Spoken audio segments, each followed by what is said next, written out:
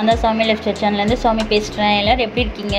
எல்லோரும் சேஃபாக பார்த்து பத்திரமா வீட்டில் இருங்க. இன்றைக்கி நம்ம சேனலில் என்ன ரெசிபி பார்க்க போகிறோம்னா, எப்படி ஈஸியாக வீட்லேயே பாதுஷா பண்ணுறது தான் ஃபஸ்ட் பார்க்க போகிறோம். வாங்க பார்க்கலாம். அதுக்கு முன்னாடி இப்போ தான் நம்ம சேனல் நீங்கள் ஃபஸ்ட் டைமாக பார்க்காம சப்ஸ்கிரைப் பண்ணிக்கோங்க. அப்படியே பெல் பட்டனும் கிளிக் பண்ணிக்கோங்க. அப்போ தான் நான் போடுற வீடியோ உங்களுக்கு உடனுக்குடன் வாங்க இப்போ வீடியோக்குள்ளே போகலாம். ஃபஸ்ட்டு நான் பவுல் எடுத்திருக்கேன். ஃபஸ்ட்டு மாவு எப்படி ரெடி பண்ணுறதுன்னு பார்க்கலாம். அதுக்கு நான் இப்போது ஒரு 1/4 கப் வந்து பட்டர் வெண்ணெய் எடுத்திருக்கேன். உங்களுக்கு வெண்ணெய் பிடிக்காதுன்னா நீங்கள் நெய் கூட சேர்த்துக்கலாம்.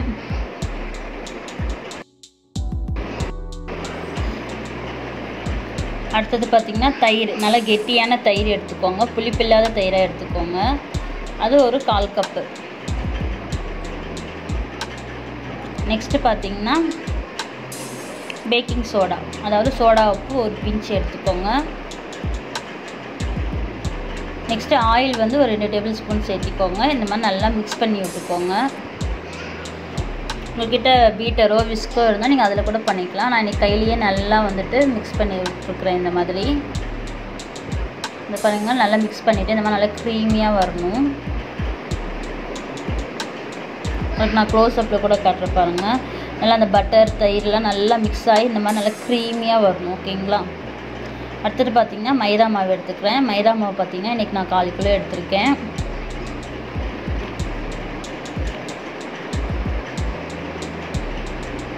அது கூடவே பார்த்திங்கன்னா ஒரு 2 டேபிள் ஸ்பூன் அளவு சர்க்கரை சேர்த்துக்கிறேன்.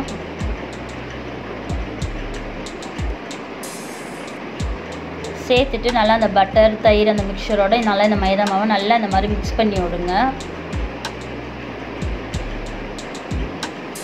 மிக்ஸ் பண்ணி விட்டுட்டு உங்களுக்கு தேவையான லைட்டாக தண்ணி கொஞ்சம் கொஞ்சமாக சேர்த்து நல்லா சப்பாத்தி மாவு பதத்துக்கு நல்லா இந்த மாதிரி பிசைஞ்சு எடுத்துக்கோங்க. தண்ணி வந்துட்டு பார்த்து சேர்த்துக்கோங்க. ரொம்ப கொஞ்சம் கொஞ்சமாக பார்த்து சேர்த்து பிசைஞ்சு எடுத்துக்கோங்க.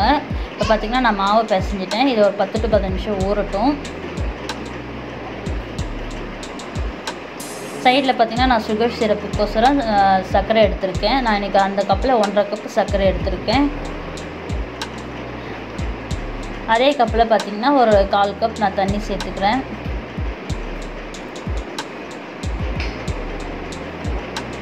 சுகர் சிரப்பு அப்படியே கொதிச்சிட்ருக்கட்டும். இப்போ பார்த்திங்கன்னா சைடில் அந்த மாவு நல்லா ஊறிடுச்சு. கையில் வந்து நல்லா நெய்யோ ஆயிலோ இந்த மாதிரி நல்லா க்ரீஸ் பண்ணிவிட்டு பாதுஷாவை நம்ம உருட்ட ஆரம்பிச்சிடலாம். இந்த மாதிரி நல்லா உருட்டி எடுத்துக்கோங்க. இந்த மாதிரி ஷேப்பில் லைட்டாக விரிசல் இருந்தால் எதுவும் ப்ராப்ளம் இல்லை. ஓகேங்களா? இந்த மாதிரி நல்லா பாதுஷா ஷேப்பில் இந்த மாதிரி உருட்டி நீங்கள் எடுத்துக்கோங்க. பார்த்திங்கன்னா சர்க்கரை பாக்கு நல்லா கொதிச்சிட்ருக்கு. அதில் நான் ஏலக்காய் போட்டுக்கிறேன். உங்களுக்கு வேணும்னா குங்குமப்பூ சேர்த்துக்கலாம், அப்படி இல்லைன்னா ஸ்கிப் பண்ணிக்கலாம். சர்க்கரை பாகு பார்த்திங்கன்னா ரொம்ப அந்த கம்பி பதம்லாம் தேவையில்லை. லைட்டாக அந்த பிசு பிசு தன்மை இருந்தால் போதும். அந்த கம்பி அது வந்து கட் ஆகுனா ஓகே, கரெக்டான பதம். அது பார்த்து நீங்கள் எடுத்துக்கோங்க. இப்போ சுகர் சிரப் தயாராகிடுச்சு. அடுத்தது பார்த்திங்கன்னா நான் பாதுஷாக்கு எல்லாம் நான் ரவுண்ட் பண்ணி எடுத்துட்டேன். ஆயிலும் பார்த்திங்கன்னா சூடாகிட்டுருக்கு. ரொம்ப சூடாகணும்னு அவசியம் இல்லை. அடுப்பை வந்து லோ ஃப்ளேமில் வச்சுட்டு போட்டு எடுத்துக்கோங்க. பாதுஷாவை நீங்கள் ஹை ஃப்ளேமில் வச்சு போட்டு எடுத்துக்கிட்டிங்கன்னா சீக்கிரமாக கலர் ஆகிடும். ஆனால் உள்ளார வந்து நல்லா வேகாமல் இருக்கும். அதனால் நீங்கள் லோ ஃப்ளேமில் வச்சுட்டு பொறுமையாக போட்டு எடுத்துக்கோங்க. இந்த மாதிரி அப்பப்போ திரும்பி போட்டுகிட்டே இருங்க. அப்போ தான் 2 பக்கமும் ஈக்குவலாக வேகும், ஈக்குவலாக ஒரே கலரில் இருக்கும்.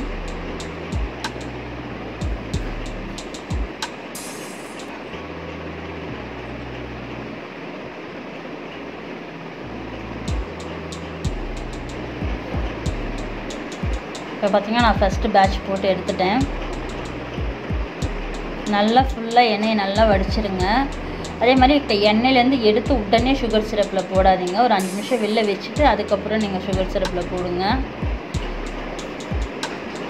இப்போ பார்த்திங்கன்னா சுகர் சிரப்பு தயாராக இருக்குது. பாதுஷாவும் நான் 2வது பேட்ச் போட்டு எடுத்துட்டேன். இப்போ பார்த்திங்கன்னா நான் சுகர் சிரப்பில் போட்டு சுகர் சிரப்பில் போட்டு ஒரு 5 to 10 நிமிஷம் நல்லா ஊறினா போதும். ஓகேங்களா? அதுக்கு வந்து நீங்கள் பாதுஷா மேலே நல்லா அந்த சுகர் சிரப்பை எடுத்து இந்த மாதிரி ஊற்றி விடுங்க. அப்போ தான் நல்லா வந்துட்டு அது பாதுஷா வந்து நல்லா அந்த சுகர் சிரப்பை அப்சர்வ் பண்ணிவிட்டு நல்லா டேஸ்ட்டாக இருக்கும்.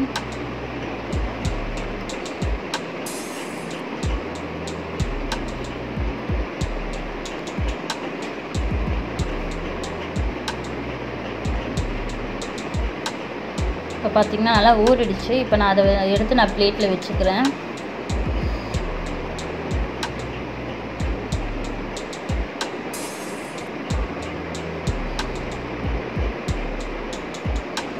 5 மினிட்ஸில் ரொம்ப ஈஸியாக பண்ணிடலாம் ஃப்ரெண்ட்ஸ். நீங்களும் கண்டிப்பாக இதே மாதிரியே ட்ரை பண்ணி பாருங்கள். ரொம்ப சூப்பராக எம்மியாக இருக்கும். அவ்வளோதான் ஃப்ரெண்ட்ஸ், நம்ம சூப்பரான எம்மியான பாதுஷா அழகாக தயாராகிடுச்சு. பார்க்கவே பாருங்கள் எவ்வளோ சூப்பராக அப்படியே எம்மியாக இருக்குது. மேலே டெக்கரேஷனுக்கோசரம் அந்த லைட்டாக அந்த பாதாம் பிஸ்தா வந்து மிக்சியில் போட்டு லைட்டாக அந்த டெக்கரேஷனுக்கோசரம் வச்சுருக்கேன். உங்களுக்கு வேணும்னா வச்சுக்கோங்க, இல்லைன்னா வேண்டாம். அவ்வளோ ஜூஸியாக எம்மியாக செம்மையாக இருந்தது ஃப்ரெண்ட்ஸ். கண்டிப்பாக ட்ரை பண்ணி பாருங்கள். அவ்வளோ சூப்பராக இருந்தது. இப்போ பார்த்திங்கன்னா நான் உடச்சி காட்டுறேன். உள்ளார பார்த்திங்கன்னா அப்படியே லேயராக செம்மையாக இருந்தது. பார்க்கவே நல்லா அதிலலாம் சுகர் சிரப் இறங்கி நல்லா கொஞ்சம் டேஸ்ட்டாக நல்லா இருந்தது. அவ்வளோதான் ஃப்ரெண்ட்ஸ், நம்ம சூப்பரான டேஸ்ட்டான பாதுஷா தயாராகிடுச்சு. உங்களுக்கு இந்த வீடியோ பிடிச்சிருந்ததுன்னா மறக்காமல் லைக் பண்ணுங்கள், ஷேர் பண்ணுங்கள். அப்படியே நம்ம சேனலை சப்ஸ்கிரைப் பண்ணிக்கோங்க. அப்போ தான் உடனுக்குடன் நோட்டிஃபிகேஷன் வரும். நீங்களும் ட்ரை பண்ணி பார்த்துட்டு எப்படின்னு கீழே மறக்காமல் கமெண்ட்ஸ் பண்ணுங்கள் ஃப்ரெண்ட்ஸ். ஓகே, பாய், டேக் கேர்.